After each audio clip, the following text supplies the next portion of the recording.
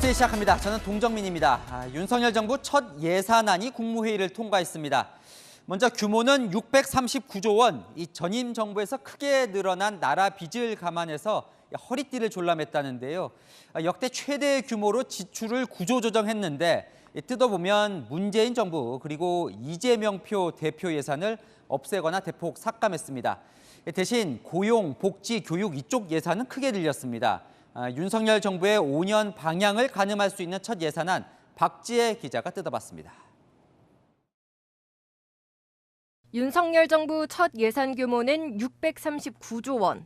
올해 본 예산과 비교하면 5.2% 늘었지만 추경을 거친 전체 예산과 비교하면 6% 정도 줄어든 안입니다.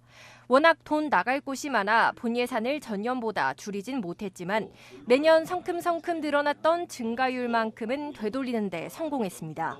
실제로 박근혜 정부 마지막 예산 이후 6년 만에 가장 낮은 증가율입니다.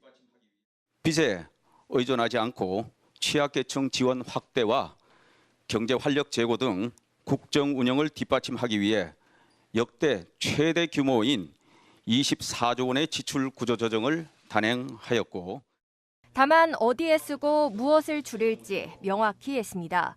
가장 큰 비중을 차지하는 건 보건과 복지, 고용 분야로 226조 6천억 원을 배정했습니다.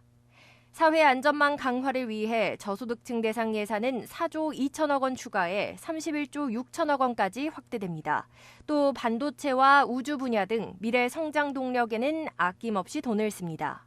반면 코로나 방역 예산은 대폭 줄였고 고용 장려금과 직접 일자리 등 한국형 뉴딜 같은 문재인 정부 주요 사업도 줄줄이 구조 조정됩니다.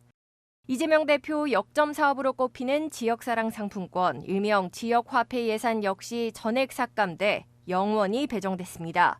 정부도 허리띠를 졸라맵니다. 장차관급 이상은 보수를 10% 반납하고 4급 이상은 동결, 5급 이하 공무원은 1.7%만 올립니다. 정부는 이런 내용의 예산안을 다음 달 2일 국회에 제출합니다. 채널A 뉴스 박지혜입니다.